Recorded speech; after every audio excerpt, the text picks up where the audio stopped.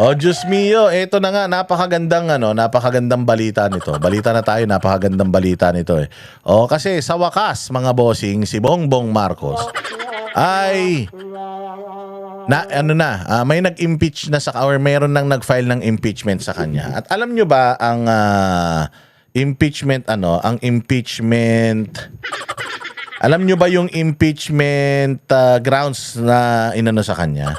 Ayan, the respondent ordered and enabled the kidnapping and surrender of former President Rodrigo Roa Duterte to the ICC. Sa isa 'yon sa mga grounds of impeachment or articles of impeachment na kanilang isinampa diyan sa Kongreso. Hindi natin alam kung magtutuloy yan. Pag-usapan muna natin ito. So, unang-una yung pag-surrender nila kay Rodrigo Duterte sa ICC. Tama naman yan, mga bossing, na hindi dapat isinurrender si Pangulong Duterte sa ICC. Bakit? Tingnan mo, 10 months na si Pangulong Duterte. 11 months na, 10 months na siya sa The Hague na nakakulong. Tapos, ang ICC, ngayon palang humihingi ng tulong para mag-testify yung mga biktima niya di umano nung 2009 ba yon? Basta kung ano man yung coverage nung war against crime against humanity na i-file sa kanya sa ICC. Ngayon pa lang sila humihingi ng mga testigo. Kung may testigo, PNP, we are calling for your cooperation na kayong mga nabiktima, lumabas kayo at mag-testify. Wala pa pala silang ebidensya. Meron lang silang akusasyon pero wala pang ebidensya yung investigasyon nila palpak. Kaya nga sila nang hihingi ng mga panibago pang mga testigo para mapagtibay yung kanilang haka-haka pa lang ito, kinulong nyo na yung presidente natin. At ang pinakamasaklap nito, wala naman talagang authority yung ICC na kumuha mag-aresto ng tao sa kung kanino man bansa dahil ang bawat bansa may kanya-kanyang soberanya yan. Bawat bansa may kanya-kanyang batas na dapat sundin. Ang ICC dapat nag-a-adhere sa local law. Meron silang batas sa ICC pero bago maipatupad yun, kailangan sumunod muna sila sa batas noong bansa kung saan kukunin nila or nandoon yung tao na gusto nilang arestuhin. Kita mo yung ICC, di ba? Meron din silang arrest warrant kay Netanyahu, arrest warrant kay Vladimir Putin at kung kani-kanino pa. Meron pa yata nga silang arrest warrant dyan kay Xi Jinping tsaka kay Donald Trump yata. Imaginein mo, nakukuha ba nila? May Interpol warrant na din. Nakuha ba nila? Hindi. Bakit? Because yung mga bansa na nabanggit natin, hindi sila pumapayag na i-bypass ng ICC yung batas sa kanilang nasasakupan. Yung batas sa kanilang bansa. Hindi pwedeng mas makapangyarihan yung batas ng ICC sa batas ng bansa. Putang ina, ipinaglaban ng mga ninuno natin yan Ipinaglaban ng mga ninuno natin etong pagiging independent ng Pilipinas tapos papayag tayo. Presidente natin papayag na mas makapangyarihan ang authority ng ICC kesa sa batas dito sa Pilipinas. So grounds for impeachment yan, mga bossing. Grounds for impeachment talaga yan. Putsang ina, sabi ko nga sa inyo, yan ang sukdulan ng pagtataksil sa lahing Pilipino. Dating presidente, ipinalibing ang tatay mo, tinulungan ka para maging presidente. Tapos ipinagkanuno mo. Doon sa Senate inquiry, lahat ng mga sagot ninyo puro mali. Tapos itong Supreme Court naglabas ng statement patungkol sa extradition na hindi pwede na ipadala mo doon yung isang tao ng basta-basta lang. Kailangan dumaan muna siya sa legal na proseso dito sa Pilipinas. Kailangan dumaan muna siya sa korte sa Pilipinas at kapag nag-decide ang korte sa Pilipinas na yes, pwede siyang ipadala doon. Doon pa lang natin pwedeng ipadala. Hindi kinidnap galing sa ibang bansa, paglapag dito, binasahan ng kaso ng hindi naman dito sa korte natin. Yun ang pinakamasakit sa lahat. Kaso na hindi naman sa korte natin. Anak ng tinapay, nakita nyo ba yung ipinadeport na yung Vladimir?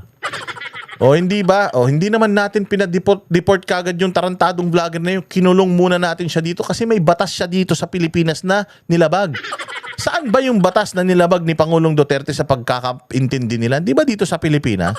Eh di dapat dito natin siya kinulong. Hindi naman namin sinasabing wag siyang ikulong eh.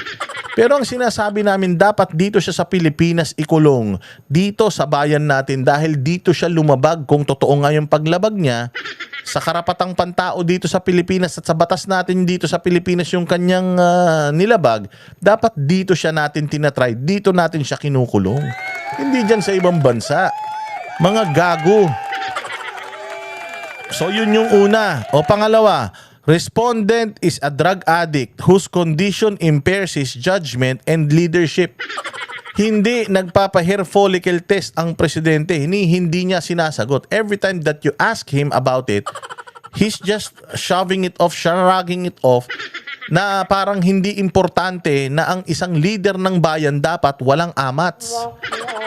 Di ba lagi ko sinasabi, ikaw ba, gusto mo ba na kapag nag-drive ka, yung driver mo sabog, yung driver mo lasing? Siyempre hindi. Bakit? Kasi pag nadisgrasya siya, lahat kayo damay. So it impairs his condition. O ito yung kanyang isip dahil nga sa di umano rumors, and there are reasons to believe na talagang adik eh. Bakit? Nakikita nyo uutal-utal na United Arab Emirates, hindi mo mabanggit. Pag ini-interview mo, putyang ina, dubidap-dap ng dubidap-dap. Hindi alam ang isasagot, utal-utal, ngiwi ng ngiwi. Yung mga doktor ang tawag dyan, Cocaine Joe ang tawag dyan. Yung may sarili ng buhay yung sa sobrang, tinan ninyo, ang isang tao na addict, wala siyang kontrol sa panga niya. Ganun yung panga niya, hindi niya makontrol. Eh kung yung panga mo nga, hindi mo makontrol yung pangkayang problema ng Pilipinas. Di ba? Napakahirap niyan, sir. Kaya nga, kami naman, hindi naman kami maniniwalang addict ka. Kung nagpa-hair follicle test ka agad-agad, tapos ipinakita mo na negative ka sa lahat ng drugs. Mula kasi makikita sa hair follicle yung kung kailan ka nagsimula, kailan ka huli. Makikita yun doon, komprehensibo yun eh. Kapag ipinakita mo yun, kahit nasabihin mo na meron na akong nung 2022, matagal na yun eh. Ngayon, kailangan namin mapatunayan ngayong nanalo ka 2022, since 2022 onwards, kung nagdodroga ka o hindi. Because if hindi, di salamat. Mabuti naman. Hanggat hindi mo pinapasinayaan yung panawagan ng taong bayan because public office is public trust, ayaw mong i-connect yung pagpapadrug test sa public office is public trust, public official ka. Lahat ng hilingin ng tao sa'yo dapat tinutugunan mo. Lahat ng pagdududa ng tao sa'yo dapat tinutugunan mo. And kapag hindi mo tinugunan, ibig sabihin nun, baka totoo yung agam-agam nila. Hanggat hindi mo napapatunayan na ikaw ay hindi addict, ang tawag sa'yo ng buong Pilipinas, pati ng ibang bansa, addict ka, papayag ganun. Kung ako lang, sabihan ako na addict ako, magpapa-drug test ako. Malalaman naman siguro kung nung kabataan mo gumamit ka. Pero ngayong ikaw ay presidente, hindi ka na gumamit, okay man lang sa amin kung addict ka noon eh. Pero yung simula nung ikaw ay presidente ng Pilipinas hindi ka na nagdodroga, okay na kami dun. Sabi ko nga sa inyo, si Barack Obama umamin naman during his younger days nagko-cocaine naman siya. Pero yun, parte yun ng paglaki parte yun ng pagtanda. Ako naman nung bata ako lahat din naman sinubukan ko, lahat din naman ng mga kabalastugan na pagdaanan ko pero nagbago ako and dire-diretso na akong nagbago. Baka mamaya niyan, gumamit ka nito, tapos huminto ka, tapos gumamit ka ulit. Ang masaklap niyan, nung gumamit ka, nasa posisyon ka na. Maling-mali yun. Ngayon, ba't ayaw mong patunayan na ikaw ay malinis? Na ayaw mong magpa-hair follicle test para mapatunayan mo sa taong bayan na lahat ng desisyon na ginagawa mo ay galing sa matinong pag-iisip, hindi sa galing sa langong utak. Di ba? Sabi ko nga sa inyo, kung wala kang control sa panga mo, kung wala kang control sa paglunok-lunok mo, kung wala kang control sa mga pagdubidap-dap mo, paano mo kayang kontrolin yung problema ng bayan natin? Kahirapan, kakulangan sa trabaho, bagsak na edukasyon, insurhensya, at peace and order. Paano mo makokontrol yan kung yung sarili mong mannerisms yung mga effects, long-term effects ng paggamit or yung effects ng long-term na paggamit ng pinagbabawal na usok ay hindi mo kayang kontrolin. O ito, ano pa yung isa? Responded, failed to veto unprogrammed appropriations and other unconstitutional provisions of the General Appropriations Bill for 2023, 2024, 2025, and 2026. Because a lot of people are saying na hindi lang 2025 yung corrupt. Mula 2023, 24, 25, corrupt na. Sabi ko nga sa inyo, 2024 and 2025, supposedly, pinakamataas ang budget ng education. Pero 24 and 25, pinakamataas ang budget ng DPWH. Tapos walang proyekto. Walang kalsada, wasak-wasak, butas-butas yung kalsada. Walang proyekto, tapos sasabihin mo na marami kang nagawa. Or ang dami ng budget ng DPWH tapos walang ni isang bagong kalsada, bagong highway, expressway, kung ano man. Yung subway natin, putang ina, dapat mapapakinabangan na natin yung 2028. Hanggang ngayon, nakatingga. Pinangako nyo sa amin, pinangako ni Duterte sa amin, subway eh. Tapos ang ibinigay nyo sa amin, traffic sa EDSA. Mga hayop kayo, ikaw ang pumipirma eh. Speaker of the House yung pinsan mo eh. Appropriations Commissioner yung ano eh. Yung si Zaldico eh, kayong tatlo yung may control eh sa pera ng taong bayan eh. Tapos putya ang unang nakasuhan si Bong Revilla. Ikaw ang pumirma. Si pinsan mo yung speaker. Yung anak mo pinakamalaking allocables at saka pinakamalaking insertion. Tapos si Zaldico ang nagsalita na si Zaldico nadamay kayong pare-pareho. Tapos ang unang nakulong si Senator Revilla. Ang unang makukulong si Senator Revilla. Unang nakasuhan si Senator Revilla. Nasaan ng hustisya? Oh, so alam natin na talagang may cover up. Isa pa, respondent benefited from kickbacks arising from budget insertions and ghost flood control projects. So, kumita ka daw. That is according to Zaldico. Kumita ka daw. Oh, sabi pa ni Gutesa, nagdi-deliver daw sila diyan sa isang property malapit sa gate ng Malacanang. Oo, and respondent created the ICI to shield corrupt allies. Ginawa mo yung ICI para mapagtakpan yung kasalanan ng lahat ng mga kaalyado mo. Totoo naman. Oo, ngayon kasi andali talaga eh na si Senator Bong Revilla yung makulong. Bakit? Sasabihin niya, alyado ko yan eh.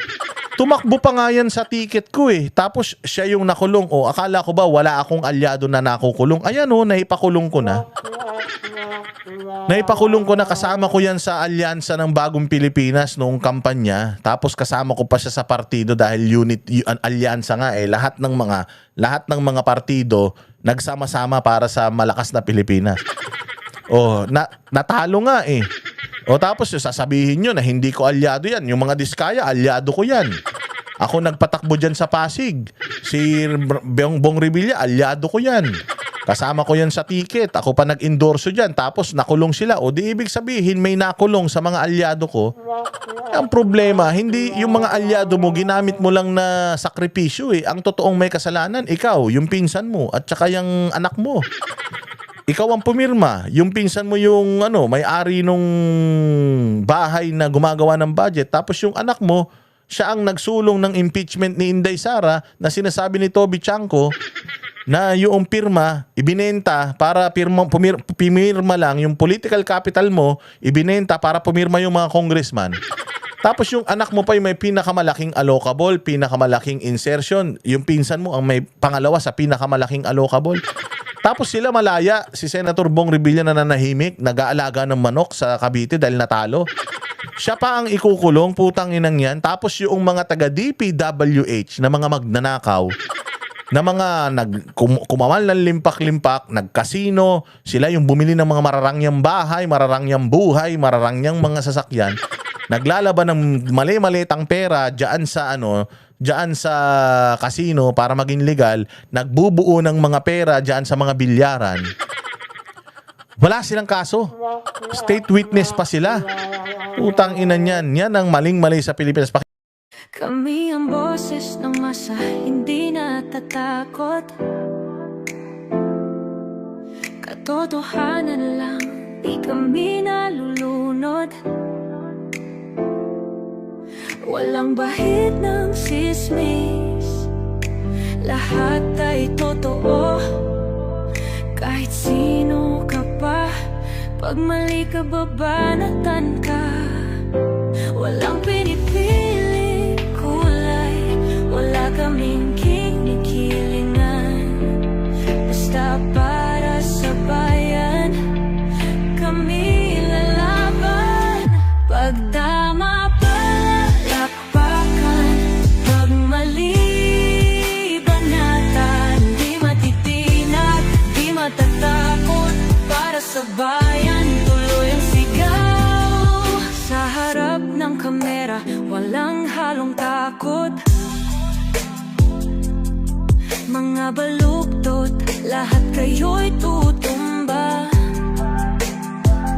Ang hustisya at totoo, yun lang ang mahalaga. Kahit sinong harang, di kami matitinag. Walang pinipiling kulay, wala kaming kinikilingan. Basta